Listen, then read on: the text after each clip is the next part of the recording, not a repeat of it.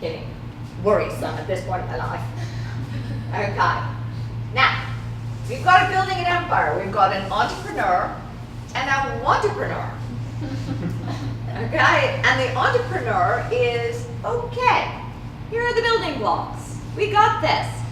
And this is the wantrepreneur, which goes all the way up. And he's like, oh shit. That's a wantrepreneur. Okay? And that's actually, it all has to do with being realistic. All right. Don't blow smoke on your numbers or product capability. Believe it or not, I can tell when you're bullshitting me. Sorry. I can tell when you're not being honest. Okay. Founders bend the rules, but don't break them. I need to know, you need to know your financials. You need to know how to forecast. You need to be able to be extremely, extremely realistic with your numbers. And if you don't know, go figure it out. A friend of mine came to me and said, I have an entrepreneur who's another VC that didn't understand what a term sheet is. Okay, now, who knows what a term sheet is? Who knows the points that would be negotiated in a term sheet? Okay.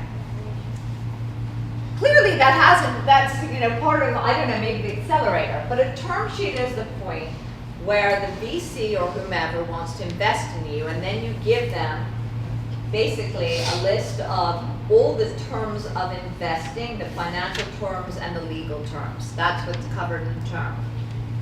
Many entrepreneurs have no idea what this even looks like. So you guys are going to go to capshare.com, CAPSHARE.com,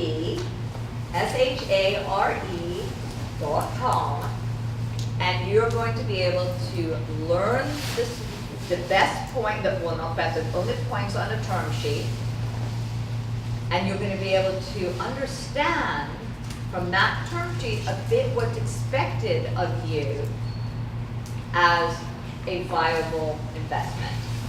And then it will also go into the legal terms and all of that. But you know what, guys? This is how I approach teaching. I think we should reverse engineer this. I think of all of you as successful entrepreneurs. Okay? How'd you get there? Let's go backwards. Did you know the legal piece? Did you know the terminologies? Were you able, what does your team look like now? In 6 months or a year, do you know what your team is going to look like? How many people in your teams in 6 months? In 6 months? Yeah. 10. 10 in 6 months. How many people in your team now? Just 2. How many? 2. Okay. 2 with me. Okay, there are 3. Okay, and in 6 months they're going to be 10. Okay? 5. Okay, there we go. All right, all right. 6 months. That's literally super hard to say. I don't know. Probably Say 2 5. at the moment, so I'd say 5. 5. Okay. How are you going to get the money? Money tree. Yeah, we're planning it right now with water and every day, so. Yeah. Okay.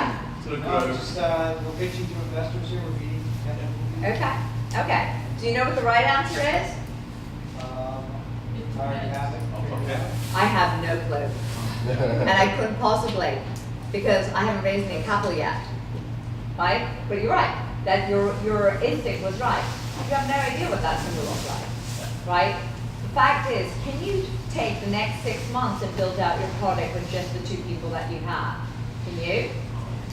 Can you build your product? Who can build their product right now? Who's built their product?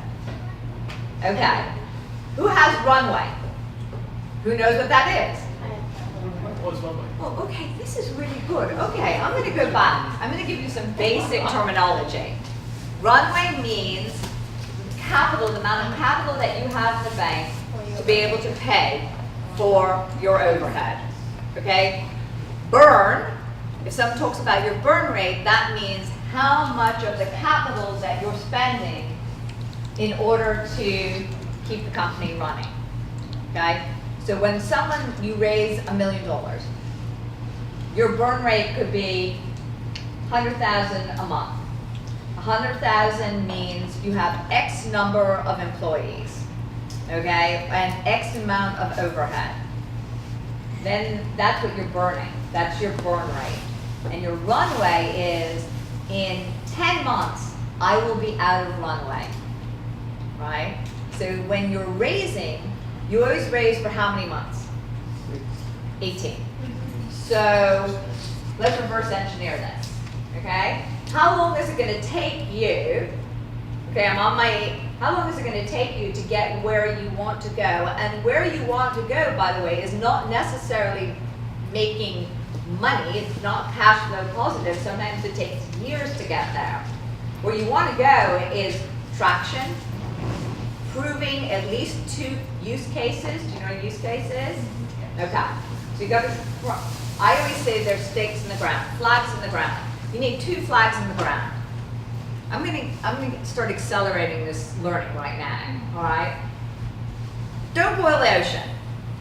Don't start a product. Don't build a product. And don't start your team working on more than 2 verticals at a time. More than 2 areas that you're gonna, okay, let's say I have a Hyper is one of our companies. It's a real-time engagement platform. Now, there's a sports vertical, hospitality vertical, there's a healthcare vertical that we can go into. There are like at least 10 verticals. Verticals are, you know what a vertical is? Or pillars that you can go into. Be careful not to go into too many. I always say that a business model, your product is a house. Walk in one door, big door, big door. Walk into the door and then go to the rest of the house and look and explore the other rooms.